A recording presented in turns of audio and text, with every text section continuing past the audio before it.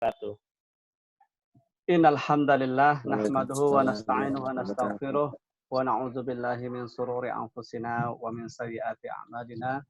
May yahdihillahu fala mudilla lahu wa may yudlilhu fala hadiyalah. Asyhadu an la ilaha illallah wa asyhadu anna Muhammadan abduhu wa rasuluh la nabiyya ba'dah. Raditu billahi rabba wa bil islami dina wa bi Muhammadin nabiyya wa rasulah. Amma ba'du.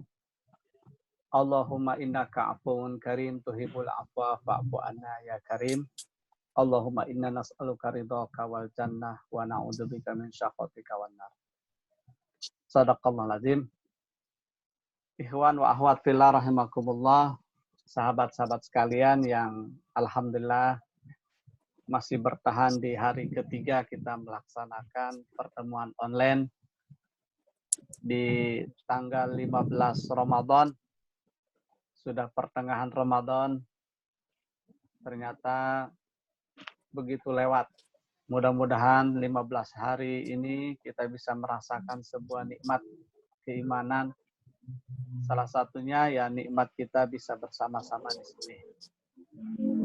Alhamdulillah, mungkin yang lain sedang pada menyusul, Kang Irfan Awan, Kang Bana, kemudian Kang Fadli, dan satu lagi Ukhti Zahra ya, yang alhamdulillah sudah bergabung di kegiatan materi kita yang ketiga. Pada kesempatan ini materi kita bicara tentang be great by Iqra, lebih kepada bagaimana kita bisa menghebatkan diri kita dengan yang namanya Iqra. Nah, Iqra ini kaitannya dengan istilahnya literasi. Nanti insya Allah materi akan saya share ya. Nah, baik. Ikhwan wa akhwat fillah rahimakumullah, bicara tentang be great Iqra, ini merupakan wahyu pertama yang Rasulullah SAW terima ketika bicara tentang Iqra. Kita masih ingat ketika Rasulullah mendapatkan wahyu pertama, Iqra bismi rabbikal ladzi khalaq, gitu ya. Nah itu. Jadi ketika bicara tentang Iqra gitu ya, maka jelas Rasulullah SAW yang ketika saat itu dalam kondisi ya tidak bisa atau tidak pandai baca tulis, namun perintah yang pertama adalah Iqra. Nah, Rasulullah diminta untuk membaca.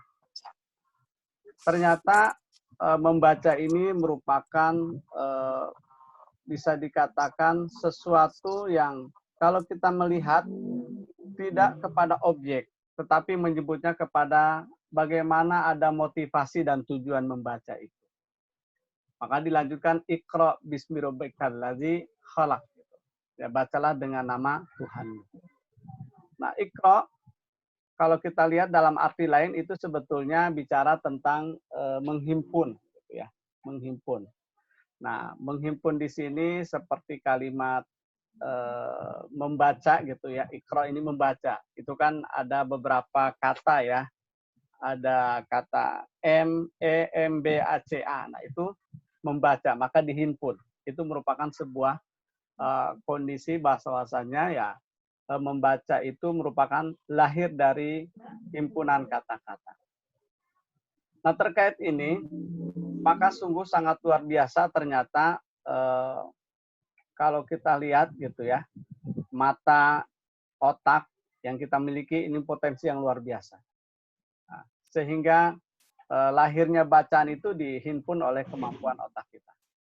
Nah, untuk itu rekan-rekan sekalian, kata Iqra ini juga menakjubkan karena terdiri dari beberapa, kurang lebih ada 3 huruf ya. Ada qaf, ada ra, dan ada hamzah. Gitu.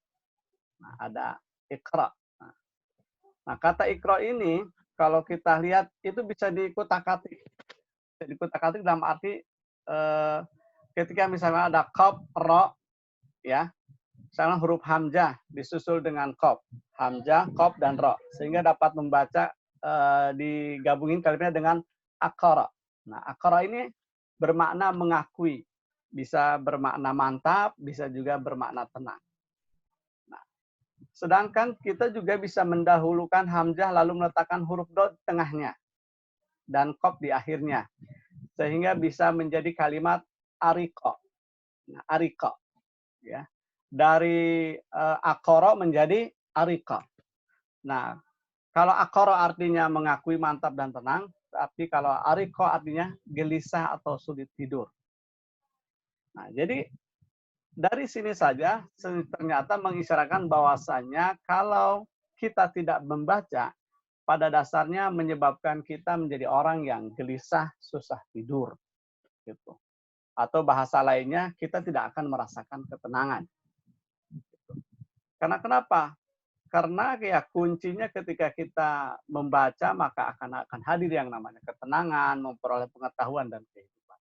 Inilah salah satu bukti bahwasannya begitu pentingnya yang namanya iqra. Begitu pentingnya yang namanya membaca. Nah, rekan-rekan sekalian, kalau kita melihat ya, ini ya materi kita kan be great ya, by Iqra. Nah, Iqra kan seperti ini tadi. Nah, jelas ihwafillah, rekan-rekan sekalian, terkait dengan perintah ini, maka gitu ya, ada tambahan lain, ternyata dalam Al-Quran kata kerja katab itu menulis beserta kata bentukannya disebutkan kurang lebih ternyata 303 kali. Dan kata qara membaca sebanyak 89 kali. Nah ini. Nah dari kesempatan ini jelas sesungguhnya perintah membaca sebagai awalan untuk membuat seseorang tenang, yakin, paham, ini mau tidak mau menjadi satu hal yang harus menjadi tidak hanya prioritas, tapi menjadi kebutuhan kita. Menurut National Institute of Child Health and Human Development dikatakan reading is the single most important skill necessary for a happy, productive, and successful life. Apa itu artinya? Kurang lebih ya membaca merupakan keterampilan yang paling penting, yang sifatnya tunggal, yang diperlukan untuk kehidupan yang bahagia, produktif, dan sukses. Jadi mau tidak mau, ya, yang namanya membaca, ya, itu salah satu bentuk kebahagiaan kita. Nah, lalu kita bisa lanjut. Nah ini kebetulan saya pun di tahun 2017 pernah belajar gitu ya dari membaca referensi-referensi yang ada, kemudian belajar untuk menulis. Ternyata menulis itu untuk buku-buku kontemporer yang bebas itu sangat mudah sebetulnya asal kita. Bahkan misalkan kalau teman-teman kan itu kalau misalkan bikin status di FB atau di IG itu kalau dikumpulkan ya kalimat-kalimat motivasinya ataupun sesuatu pengalaman itu bisa menjadi sebuah buku. Itu kalau mau gitu ya. Nah dari situ jelas. Nah terkait dengan membaca ini yang mau tidak mau menjadi sebuah hal penting buat kita kaitannya dengan pendidikan. Kita masih ingat dengan sebuah hadis Rasulullah dikatakan bahwasanya utlubul ilma minal mahdi ilal lahdi. Ki Hajar Dewantoro pernah mengatakan ada long life education gitu ya. Nah, education, pendidikan atau tarbiyah ini merupakan hal yang sangat penting. Tidak hanya dari segi konsep Islam, bahkan para tokoh-tokoh besar seperti Nelson Mandela juga mengatakan ya pendidikan merupakan senjata paling ampuh untuk mengubah dunia. Jadi kalau kita mau mengubah dunia, mengubah peradaban itu dengan pendidikan. Nah, pendidikan itu rohnya sebetulnya ada di membaca. Seorang presiden Amerika ke-36 ya, Lyndon B. Johnson pernah mengatakan jawaban dari semua permasalahan yang ada di dunia itu kuncinya adalah pendidikan. Bahkan pendidikan ini merupakan salah satu cara untuk mengeluarkan ya benang kusut kemiskinan yang ada di dunia ini adalah dengan pendidikan. Tony Blair bahkan mengatakan ya prioritas kerjanya 3, pendidikan, pendidikan, dan pendidikan. Jadi rekan-rekan sekalian, sungguh sangat penting makna arti pendidikan dan membaca ini. Maka untuk itu, nah kaitan dengan Iqra atau membaca ini, apa itu literasi ya? Ini kaitannya dengan literasi jelas. Ini secara eh, apa namanya pengertian. Teman-teman bisa baca di sana ya dari United dari PBB gitu ya. Jadi UNESCO terkait dengan pengertian literasi. Nah, dari sini pada dasarnya gitu ya, sederhananya gitu ya, kita bangun. Jadi kemampuan apa sih sebetulnya? Kemampuan membaca dan menulis. Kita bisa membaca dan bisa menulis. Intinya itu. Karena kenapa? Karena tugas manusia itu menjadi seorang khalifah, maka dia harus paham, maka dia harus memiliki motivasi, harus memiliki ketenangan, mau tidak mau, maka yang namanya membaca dan menulis menjadi sebuah kebutuhan. Apalagi membaca dan menulis merupakan salah satu nutrisi untuk salah satu potensi dalam diri kita, yaitu otak kita. Gitu ya. Otak inilah yang perlu diberikan nutrisi melalui kegiatan membaca dan menulis. Namun kalau kita flashback gitu ya, nanti materi ini insya Allah saya akan bagikan linknya ya. Nanti teman-teman bisa membaca lebih lanjut gitu ya. Jadi ternyata rekan-rekan sekalian, fakta tentang budaya literasi di Indonesia ini cukup memprihatinkan. Dari mulai tahun 2009 beritakan ternyata peringkat paling rendah di antara 50 negara di Asia Timur. Bahkan di tahun 2012 ya berdasarkan data UNESCO ternyata minat orang Indonesia membaca itu dari 1.000 orang itu cuma hanya 1 yang minat baca. Luar biasa. Dari 1.000 hanya 1 yang minat baca. Lebih dahsyat lagi peringkat sistem pendidikan Indonesia terendah di dunia. Itu tanggal 27 November. Ini menurut tabel Liga Global ya, oleh firma pendidikan Pearson. Ini yang luar biasa teman-teman sekalian. Bahkan Menteri Ekonomi kita, itu Menteri Keuangan, pernah mengatakan ya ternyata Indonesia ini luar biasa tertinggal dibandingkan negara-negara maju. Ya, khususnya negara-negara yang tergabung dalam OECD gitu ya.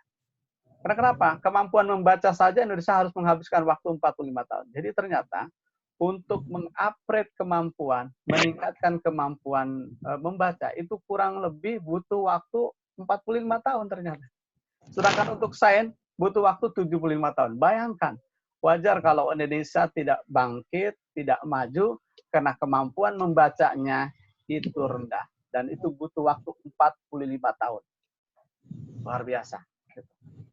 Nah, lalu bagaimana? Menyebabkan apa?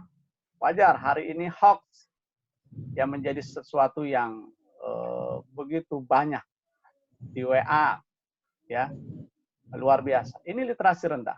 Bahkan akhirnya apa? Ya minat baca masyarakat Indonesia juga semakin rendah dan ini akhirnya menyebabkan sebuah kondisi negara kita yang selalu ribut yang tidak menentu terkadang. Sekarang kita belajar dari beberapa founding father negara kita, gitu ya. Sebetulnya sebelum kita bicara tentang seorang proklamator RI, itu Bung Hatta atau Dr. Muhammad Hatta, gitu ya. Sebetulnya ada beberapa cerita literasi terkait dengan di kalangan umat Islam. Sebetulnya kalau bicara tentang sejarah gitu ya, banyak orang-orang yang luar biasa yang bisa kita jadikan contoh untuk bagaimana kita mau membaca dan mau menulis. Kita bisa contoh adalah seorang ulama Ibnul Jauzi. Ibnul Jauzi ini gemarnya membaca. Beliau pernah mengatakan, aku tidak pernah kenyang membaca. Luar biasa. Jadi beliau ini pernah membaca 200 jilid buku lebih. Gitu ya. Seperti itu, luar biasa. Bahkan karyanya pun mungkin, meskipun kita belum kenal ya, dari 300 tahun dulu, kurang lebih ada buku-buku tentang Zad al-Masir, Maudud Kubra, ada Talbis Iblis, Minhajul Qasidin, dan Saidul Khatir. Itu salah satu. Atau kita bisa lihat contoh dari Syekhul Islam Ibnu Taimiyah. Ya. Beliau juga sangat doyan dengan namanya membaca. Jadi suatu ketika dia sakit. Nah, ketika sakit didatangi oleh dokter. Nah, dokternya bilang, sesungguhnya aktivitasmu dalam menelaah dan membicarakan ilmu memperparah penyakitmu. Jadi seorang dokter mengatakan begitu. Jadi karena terlalu banyak membaca, menulis, memperparah penyakitnya. Nah, lalu apa yang dijawab oleh sang syekh? Sang syekh menjawab bahwasanya ya saya tidak sabar melakukan itu. Bahkan saya ingin menerangkan kepadamu dengan ilmu aku bahwasanya kalau kita gembira dan bahagia maka akan mampu menolak penyakit. Luar biasa gitu. Malah dijawab demikian oleh seorang syekh gitu ya. Akhirnya setelah itu dokter menjawab, "Iya, kamu benar." Ya. Jadi sekarang jiwaku bahagia dengan ilmu menjadikanku kuat dan tentram, kata Syekh Ibnu Taimiyah. Nah, dengan agak kesal akhirnya mengakhiri, dan akhirnya ya dokter itu tidak lagi datang dan melakukan pengobatan lagi kepada sang Syekh. Dan ini akhirnya luar biasa. Kenapa? Karena kita bisa ambil hikmah, ternyata di usia yang baru 17 tahun ia telah menguasai berbagai ilmu dari banyak guru. Bahkan di usia 19 tahun dia sudah berani memberi fatwa tentang perkara agama. Ini luar biasa. Lalu dilanjutkan oleh Syekhul Islam Ibnu Taimiyah, ada seorang muridnya, ada Ibnul Qayyim Al-Jauziyah. Nah, Ibnul Qayyim Al-Jauziyah ini murid beliau, itu pernah menghitung karya gurunya kurang lebih ya 337 buku gitu ya. Luar biasa. Dan buku yang paling terkenal itu adalah fatwanya Majmu' Fatawa. Itu kitab tafsir kurang lebih sekitar 28 jilid. Ini rekan-rekan sekalian terkait dengan zaman-zaman dahulu itu banyak syekh-syekh luar biasa.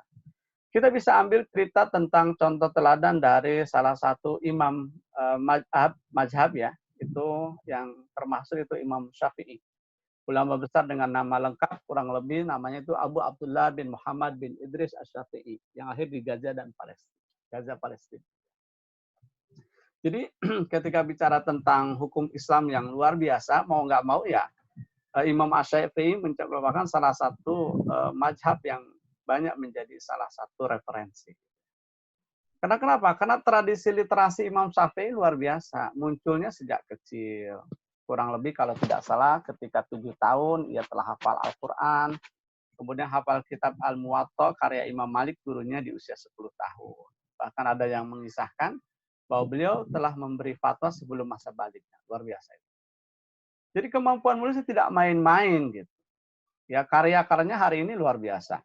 Ada Ar-Risalah, Al-Huza, Al-Um, dan Imam Ahmad muridnya pernah berkata, sesungguhnya jika Allah telah menakdirkan pada setiap 100 tahun ada seorang yang mengajarkan serta menyingkirkan semua pendusta terhadap Rasulullah, kami berpendapat bahwasanya 100 tahun yang pertama itu setelah zaman Khulafa'i Rasyidin adalah Umar bin Abdul Aziz. Dan pada 100 tahun berikutnya adalah Imam Asy-Syafi'i. Jadi per 100 tahun itu akan ada penggerak dakwah, penggerak yang menyebarkan risalah. Atau dalam kisah lain kita bisa lihat Imam At-Tabari, ya seorang tokoh ulama juga, selama balik hingga wafatnya tidak kurang selalu menulis 40 halaman setiap hari. 40 hari setiap hari menulis. Jadi Imam At-Tabari. Kemudian Imam Ahmad hingga di umurnya yang ke-70 tahun selalu membawa kertas dan pernah kemana-mana. Sampai usia 70 sampai membawa itu. Bukan membawa tulisan catatan utang ya, tapi mencatat ilmu. Atau Abu Bakar Al-Ambari itu sangat hobi membaca, kurang lebih ada 1000 halaman senantiasa ia lahap. Banyak contoh-contoh gitu ya. Contoh-contoh di Indonesia itu ada seorang ulama masyhur yang ada di Banten ya, Syekh Al-Bantani, itu juga luar biasa karyanya kurang lebih 115 kitab kalau tidak salah. Jadi sampai dijuluk oleh Sayyid Ulama Al-Hijaz, Syekh Al-Bantani An-Nawawi kalau tidak salah. Ini merupakan contoh. Nah, sosok Bung Hatta yang era kemerdekaan hari ini juga bisa kita ambil contoh. Ternyata Bung Hatta ini luar biasa. Sangat doyan yang namanya dengan buku, gitu ya. Ya, bayangkan di zaman dulu penjajahan Belanda di usia 17 tahun, ya, di usia muda, gitu ya. Muhammad Hatta itu sudah bisa berbahasa Belanda, gitu, sudah pasti. Bahkan tidak hanya Belanda, bahasa Inggris, Prancis juga dikuasai. Sehingga buku-bukunya biasanya dibuatkan koleksi di sana, pakai bahasa asing. Ternyata buku itu juga merupakan tanda cinta. Kalau kita lihat ternyata Bung Hatta itu selain mengoleksi buku, di usia menikah itu kurang lebih 43 tahun, itu mas kawinnya adalah buku tulisan. Jadi buku tulisannya menjadi mas kawinnya. Bahkan ketika belajar ke Belanda pun, giat belajar di sana, buku-bukunya luar biasa. Bahkan ketika diasingkan ya oleh Belanda, ya kalau nggak salah ke daerah Banda Neire, kemudian ke Bokendigul kalau tidak salah, itu membawa 16 peti, isinya adalah buku. Isinya adalah buku. Buku-bukunya luar biasa. Dan ini yang terjadi hari ini. Sehingga mengatakan sang proklamator ini, aku rela di penjara asalkan bersama buku, karena dengan buku aku bebas. Ini salah satu pembelajaran yang bisa kita ambil. Lalu bagaimana? Sekarang kita lihat. Menurut para ahli ya, terkait dengan kemampuan membaca. Yang namanya manusia itu kan punya potensi sama. Maka mau tidak mau, tidak ada ibaratnya manusia yang lebih hebat. Asal mereka memiliki kemampuan. Nah, sekarang kita lihat menurut Dr. Roger Ver. Ya, Roger Ver, bahwasanya tanpa membaca pendidikan akan mati. Dan membaca merupakan loncatan bagi keberhasilan di sekolah dalam kehidupan kelak dalam masyarakat. Jadi, kalau kita ya sekolah tidak baca, maka akan mati. Jadi mau tidak mau membaca, apalagi kalau kita bisa lihat seorang Ki Hajar Dewantara pernah mengatakan, jadikan semua tempat itu sekolah. Ketika bicara tentang jadikan semua tempat sekolah, ada berarti jadikan semua tempat bernuansa pendidikan. Dan di sanalah ada kegiatan membaca. Dan membaca merupakan salah satu fungsi yang paling penting dalam hidup. Karena kenapa? Semua proses belajar didasarkan pada kemampuan membaca.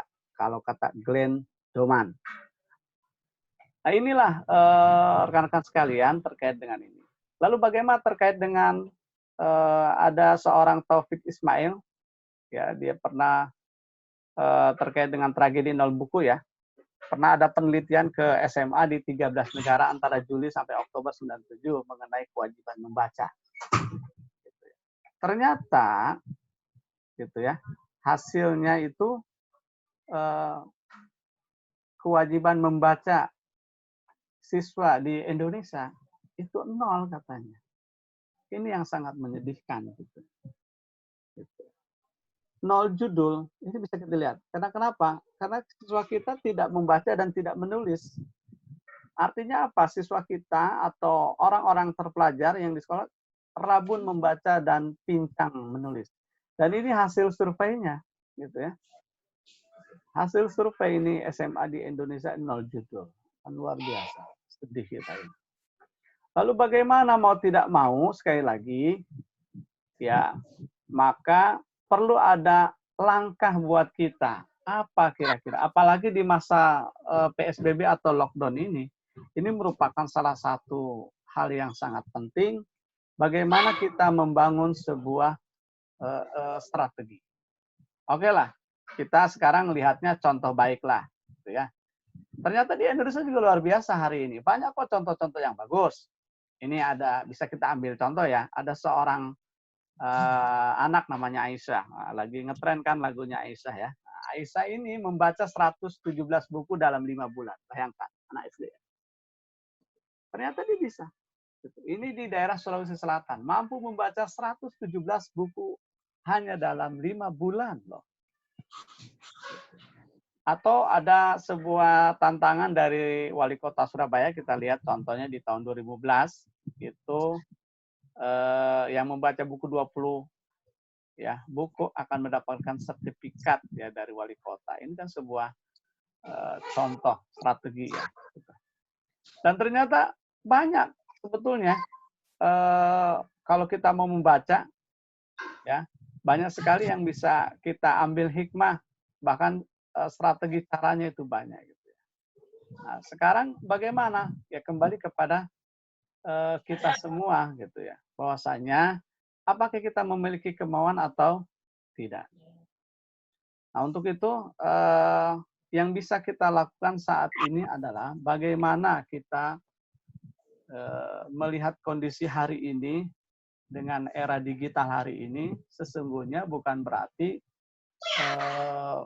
buku-buku itu berbentuk sesuatu yang berat. Bahkan hari ini bisa kita ambil di buku-buku yang sifatnya digital. Layanan-layanan sumber-sumber buku pun hari ini di Perpustakaan Nasional itu bisa diakses gratis. Kemudian juga ada beberapa layanan buku-buku ya, kalau saya dapat kabar dari teman-teman S2 saya di UNJ, itu beberapa link-link layanan buku-buku untuk diakses ya, untuk membuat karya tulis atau untuk tugas akhir menyelesaikan studi juga banyak. Jadi kesimpulannya hari ini bahkan model-model buku itu sangat banyak dan mudah diakses. Tinggal bagaimana kita memiliki kemauan dengan cara memberikan sebuah strategi, target, komitmen gitu ya. Kalau misalkan di Ramadan ini kira-kira bisa nggak saya bikin sebuah buku, bisa nggak ada target saya bisa membaca buku atau seperti apa. Nah ini saya kira yang perlu menjadi sebuah kemauan bersama kita. Karena ternyata kalau tanpa ada pengalaman akan nggak kerasa gitu ya. Meskipun mungkin kita terkadang, kayaknya butuh mentor nih, butuh orang yang membimbing. Nah itu lain soal. Minimal ada dulu lah kemauan. Kalau ada kemauan pada dasarnya kita akan menjadi orang yang bisa gitu ya melakukannya. Jadi yang namanya membaca dan menulis kalau kita jadikan hobi pada dasarnya lama kelamaan itu akan menjadi sebuah hasil yang luar biasa. Saya kira demikian yang bisa saya sampaikan sebagai penarik atau sekaligus pemancing diskusi di menjelang sore ini. Saya kira demikian yang bisa Ana sampaikan. Saya sampaikan wa'alaikum minkum. Assalamualaikum warahmatullahi wabarakatuh. Waalaikumsalam warahmatullahi wabarakatuh. Alhamdulillahirabbil alamin. Mari sama-sama kita sudah mendengarkan pemaparan. Ayo kita mengundang rekan-rekan sekalian untuk berdiskusi. Ternyata banyak sekali ulama-ulama besar, bahkan orang-orang pintar yang memang luar biasa minat baca dan menulisnya. Semoga kita bisa juga mengikuti jejak-jejak orang-orang hebat di negara kita, bahkan di luar juga, dengan semakin sering kita membaca, menulis, dan juga mendengarkan. Nah, kalau tadi idenya bagus juga tuh, yang kita sering tulis di status, kalau dikumpulin bisa jadi buku tuh, Masya Allah. Baik, teman-teman sekalian, mari sama-sama kita diskusi. Silahkan lemparkan pertanyaan. Insya Allah ada hadiah menariknya. Dan mohon maaf untuk yang kemarin agak telat pengiriman hadiahnya.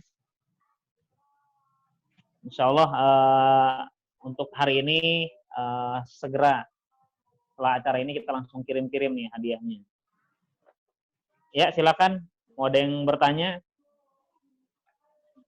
atau minta saran gitu kan. Nah, alhamdulillah sudah ada yang bertanya.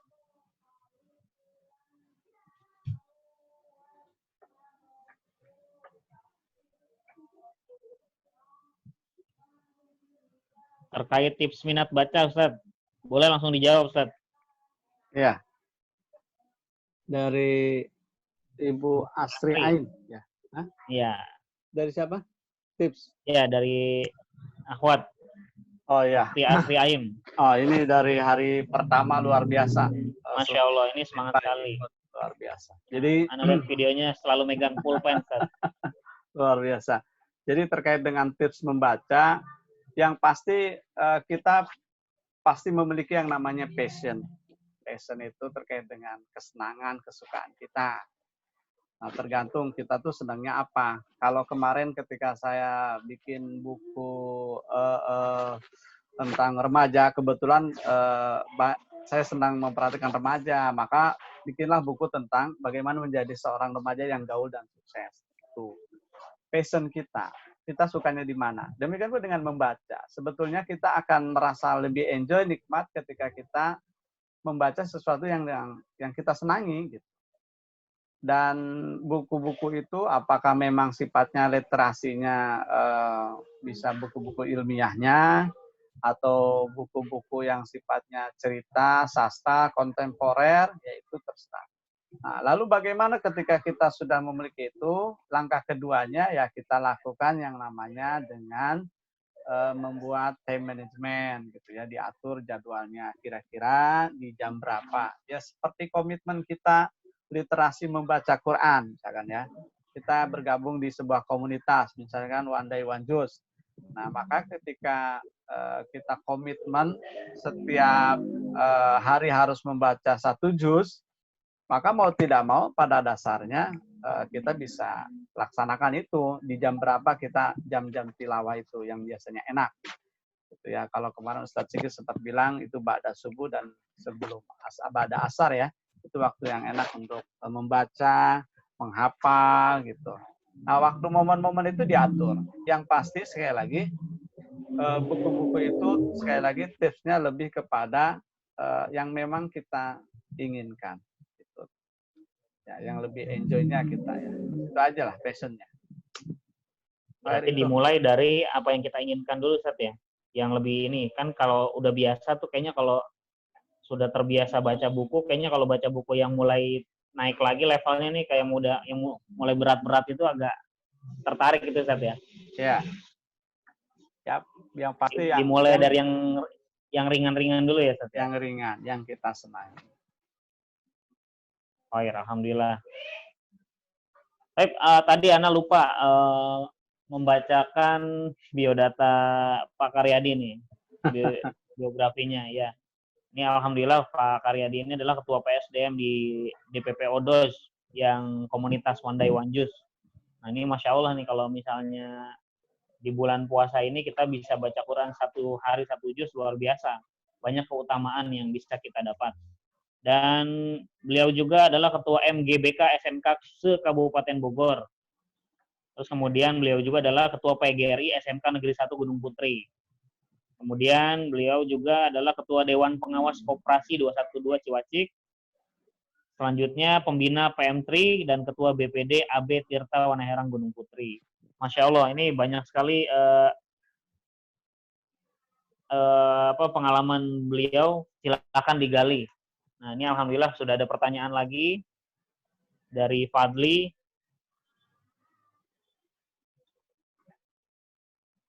Ya. Ustaz, saya punya beberapa tulisan motivasi. Adakah wadah untuk hobi saya? Saya sering coret-coret buku setiap saat, entah itu masalah sendiri ataupun masalah lainnya. Dan pada akhirnya saya membuat cerita tentang penyelesaian perkara tersebut. Oh, ini alhamdulillah nih. Sudah ada pemuda kita yang hobi coret-coret. Ini luar biasa. Awalnya juga gini, penulis yang luar biasa nih, insya Allah. Iya. Jadi star awal. Gimana, Ustaz? Iya. Alhamdulillah, Fadli, luar biasa antum kalau sudah punya hobi ya, coret-coret. Yang pasti hobi ini gitu ya, ini merupakan satu hal yang positif. Tinggal bagaimana dihimpun saja dulu lembaran-lembaran itu, catatan itu, kalau mau dalam soft copy ya di soft copy, gitu ya. Kemudian diperkuat kembali ada mungkin ini mau kepada novelnya kah atau apa kategorinya. Ya nanti sebetulnya untuk banyak menampung banyak sebetulnya. Ya, tempat-tempat untuk menampung yang hobi menulis ada. Bahkan ada beberapa komunitas ya, tergantung komunitas yang di kalangan remaja juga ada. Nanti mungkin kita pola api Ba'da ini kita apa namanya gabungkan kira-kira dengan komunitas untuk di sana bisa menulis itu. Ya sebetulnya kan lagi ramai sekarang itu buku-buku tentang ontologi ya.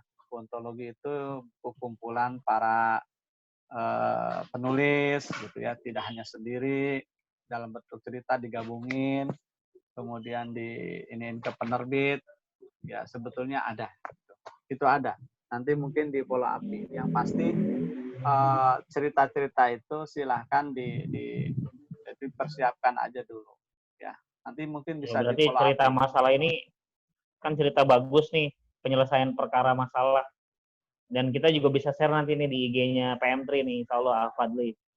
Semoga bermanfaat. Jazakallah khairan. Selanjutnya, Assalamualaikum Ustadz. Mau tanya bagaimana tipsnya bagi para penulis pemula untuk membuat sebuah buku yang menarik untuk dibaca segala khalayak umum. Ya. Jadi sebetulnya kembali lagi ke yang namanya menulis pemula, ini kan yang baru ya. Ya sebetulnya kan buku itu ada dua jenis secara umum. Apakah mau buku ilmiah, buku tekstual, misalkan pelajaran, ya, yang sifatnya terkait dengan teoritis, ataupun nah itu kayaknya sesuatu yang butuh referensinya lebih berat lah, gitu ya. Kalau buku-buku ilmiah. Nah, atau kita senang ke, kalau saya melihat sih masyarakat kita lebih kepada banyaknya buku-buku kontemporer, buku-buku yang lepas lah gitu ya, tidak terlalu ilmiah, bukunya tidak tebal atau bukunya itu enak dibaca itu biasanya nggak terlalu tebal ya, kemudian covernya menarik kan rata-rata seperti itu dan banyak kan cerita tentang kontemporer ya buku itu. Nah sekarang kalau kita mau menulis gitu ya, mau menulis terkait dengan kira-kira buku apa, ya sebetulnya kita bisa kalau mau pemula sih mau nggak mau ya menulis apa yang kita kuasai. Kita nggak harus mengikuti keinginan pasar. Karena terkadang misalkan yang lagi ramai apa nih, misalkan hari ini bicara COVID-19 ya, COVID-19. Kita bisa bikin buku tentang itu, COVID gitu ya. Kekinian, kita tergantung isu-isu hari ini. Ya kalau kita menguasai, silahkan diisi. Tapi kalau misalkan buat kita yang masih pemula, ya mau nggak mau, kita menulis terkait dengan apa yang kita senangi dulu, gitu, yang kuasai. Lalu langkah yang kedua ya memang bergabung dengan komunitasnya. Gitu. Ya mau nggak mau kita perlu teman komunitas yang mau menulis. Karena tanpa bergabung dengan teman-teman yang mau menulis memang agak berat. Gitu. Agak berat karena kenapa? Yang namanya kita menulis tanpa ada semangat dari yang lainnya itu agak kurang. Gitu. Apalagi ya contoh kayak membaca Quran aja kalau hanya sendiri, kalau rame-rame di keluarga, ya adik kakak biasanya semangat gitu ya. Nah itu. Nah kalau misalkan sudah berketemu dengan komunitasnya, ya kita lanjut ke langkah selanjutnya mulai gitu ya, mulai menulis gitu ya dengan tahapan target sesuai dengan yang kita inginkan. Sebetulnya ada beberapa kelas-kelas membuat buku kayaknya. Contoh di beberapa guru-guru itu dari kelas media guru itu biasanya ada kelas training, misalkan training 3 hari langsung menghasilkan buku, biasa begitu. Dan buat kalangan remaja juga sebetulnya ada, cuman mungkin saya pribadi juga belum tahu no, di mana. Yang pasti ada kok anak-anak SD, kalau saya lihat anak saya yang sekolah SD itu bawa bacaan buku itu adalah yang menulis itu cerita-cerita buku cerita tentang pengalaman itu anak-anak SD yang menulis. Jadi dari seperti itu gitu ya. Dan itu sesuatu yang sangat membuka peran untuk bagaimana menghasilkan buku-buku cerita. Cerita inspirasi, cerita pengalaman, ya macam-macam. Atau kumpulan quote yang kita ini kan silahkan. Gitu aja mungkin. Dari Baik, alhamdulillahirobbilalamin, kita sudah sampai pada waktu puncaknya karena juga sudah azan asar ya. Ini dari Bu Asri ada lagi ya? Bu Asri ini yang tadi di rumah banyak buku tapi nggak sempat baca, padahal buku adalah jendela dunia. Bu Aim ini suka menulis tapi karena kurang baca jadi kurang dalam memilih kosakatanya. Ya. Itu memang harus ada temannya gitu, gabung komunitas baru itu bisa. Bu Asri kayaknya memiliki semangat kayaknya. Nah, memang seperti kebiasaan menulis itu juga kan seperti ilmu yang kita juga harus menggali dulu ilmunya baru bisa nuangin lagi kan begitu. Kalau misalnya memang jarang membaca, kadang untuk nuanginnya ya kadang teratur atau tidak pemilihan katanya agak lumayan sulit juga. Kecuali memang sering jadi pembicara, sering mendengar, mungkin bisa nuangin dalam tulisan. Ya. Oke, alhamdulillah kita ada lagi nih pertanyaan. Irfan Alwan. Ya, ini dari menulis efektif. Kang Irfan ini mahasiswa kayaknya ya. Masya Allah. Bagaimana cara efektif menulis yang benar? Ya sebetulnya tergantung. Kalau misalkan menulis skripsi, tugas akhir itu kan ada tata caranya ya. Dari mulai hurufnya, jenisnya, spasi dan sebagainya kan itu sudah diatur. EYD bahkan penulisan daftar pustaka modelnya, itu udah ada aturan ya. Ya, lalu bagaimana cara menulis? Kan kalau untuk beberapa catatan efektif menulis ya mau tidak mau, kalau untuk kelas pemula ya kita buku-buku bebas aja, kontemporer gitu ya. Ya, kayak kontemporer itu sebetulnya yang paling mudah itu tadi kalau kita punya status, quote di Facebook gitu ya, perjalanan dari awal sampai akhir itu bisa kita jadikan sebuah catatan atau mau ya kembali bisa jadi mungkin kalau yang suka imajinasi silahkan bikin sebuah buku kayak Harry Potter kan bisa seperti itu kan semua imajinasi yang sifatnya membayangkan sesuatu di luar yang nggak normal itu jadi buku hebat. Buku Harry Potter juga luar biasa itu kan dari imajinasi. Nah, cara efektifnya gimana? Ya sebetulnya yang paling mengetahui ya potensi kita ya diri kita. Gitu. Kita maunya menulis apa.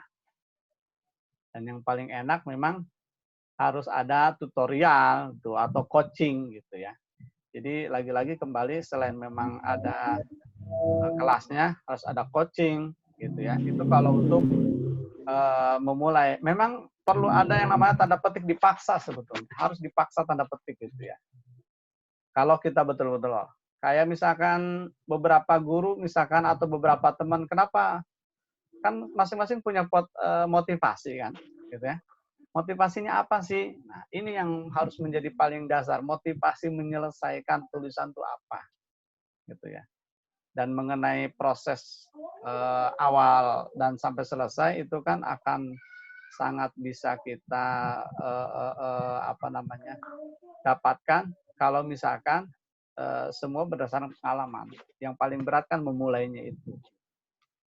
Yang paling berat itu baru menulis satu halaman, dibaca lagi, hapus lagi, kan biasanya begitu. Aduh, udah hampir 5 halaman, dilihat kok bacanya nggak enak lagi. Nah, kadang kan rata-rata seperti itu. Dihapus lagi, gitu. Nah, gitu. Nah, cuman mungkin ketika menulis, ketika kita tidak plagiasi sebutnya, mau nggak mau, kalau menampilkan gambar, itu harus dituliskan sumbernya dari mana. Quote, kalimat dari someone, seseorang, tokoh, ya itu juga harus murni dari siapa, gitu ya. Itu tata cara untuk penulisan itu secara umum kita juga perlu pahami, karena untuk menghindari plagiasi. Karena bagaimanapun pada dasarnya buku itu pada dasarnya adalah sesuatu yang sifatnya saling melengkapi, atau ATM, amati tiru modifikasi. Modifikasi mungkin boleh dari catatan orang, atau judulnya hampir sama tapi bisa isinya, pengalamannya apanya beda, itu bisa pada dasar untuk kelas pemula lah. Nanti kan pada dasar kalau mau cetak kan buku kita nanti kan masuk ke editor kan, diedit dulu layak dan tidaknya. Kan nanti ada sistem editor di sana. Begitu mungkin. Wallahu alam. Kalau ada yang mau ini lagi silahkan. Jadi emang benar-benar luar biasa tantangannya menulis, Ustaz ya. Kadang baru ngelangkah sekali, kemudian udah nyerah gitu kan. Jadi istilahnya seperti nanam juga belum, tapi bilang kayaknya nggak bakalan jadi ini gitu ya. Udah nyerah sebelum mulai. Memang langkah awal insya Allah menentukan. Langkah awal, niat yang sangat benar-benar kuat, azamkan dengan baik, yang kuat, sehingga kita bisa punya karya-karya seperti karya-karya para ulama, seperti Ibnu Qayyim al-Jauzi, seperti Imam Bukhari yang karyanya sampai saat ini turun-temurun nggak habis-habis, selalu dibaca, selalu jadi patokan, dan semoga kita bisa memiliki amal yang jariah yang bisa bertahan walaupun kita sudah nggak ada. Baik, alhamdulillah kita sudah di penghujung acara yang tentunya di sini sudah ada 4 penanya dan insya Allah akan mendapatkan hadiah menarik. Apa nih Bu Asri Aim, dari hari pertama Anda nggak bisa kontak, bagaimana cara Anda menghubungi Antum nih? Antuna. Boleh di WA ke Ana ya. Nomornya Ana kasih di chat 08777 0368747. Nanti biar Ana tentukan pengirimannya. Terus kemudian A Irfan, insya Allah hubungi Ana juga nih, soalnya Ana lihat di list daftar. Ini ada di chat atas Bu, 0873 kali 0368747.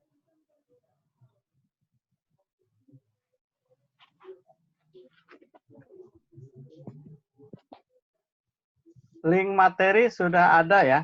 Silakan di link materi itu ada di atas. Oh ya, link materi yang GGGG di grid by Ikro. Ini anak copy lagi. Tuh, anak copy lagi link materinya kalau bersedia untuk di download. Jadi bahan untuk lebih memotivasi lagi. Ini nomor anak 0873 kali 0368747. Ya, kalau yang deket kebab ngirimnya deket. Tapi kalau yang jauh nih nanti dikasih paket GoFood sama atau GrabFood.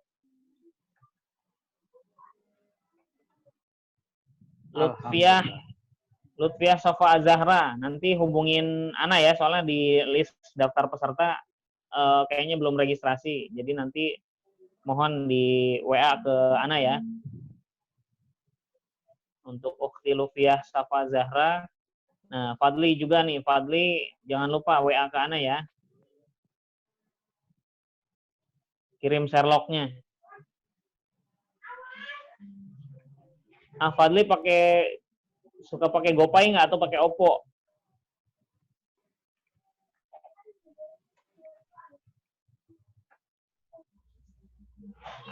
Oh, nggak pakai. Oh iya, Khair.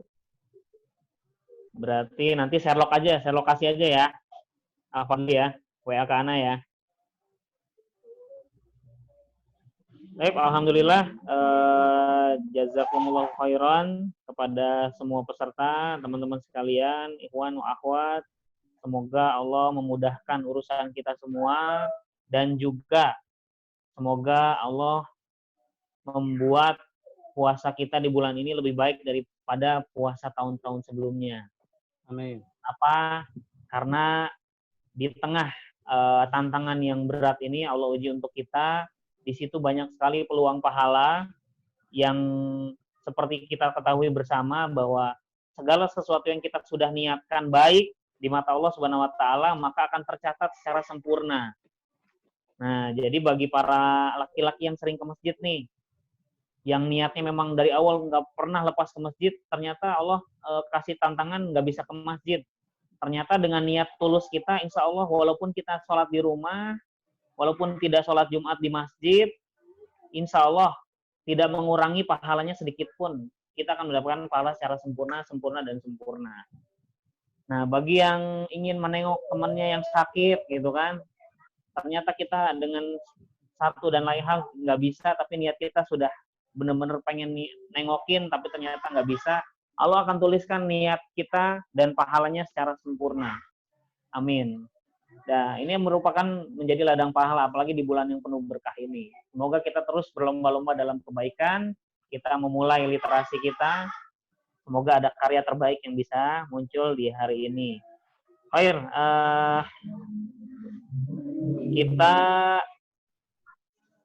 tutup pertemuan hari ini dengan sama-sama kita berdoa.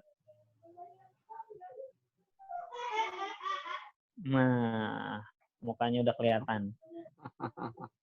Jadi bersama Ana Alvan Irsyadi, mohon undur diri. Kita akhiri acara hari ini dengan doa bersama-sama, doa kafaratul majlis. Subhanaka Allahumma bihamdika asyhadu alla ilaha illa anta astaghfiruka wa atubu ilaik. Wassalamualaikum warahmatullahi wabarakatuh. Waalaikumsalam warahmatullahi wabarakatuh.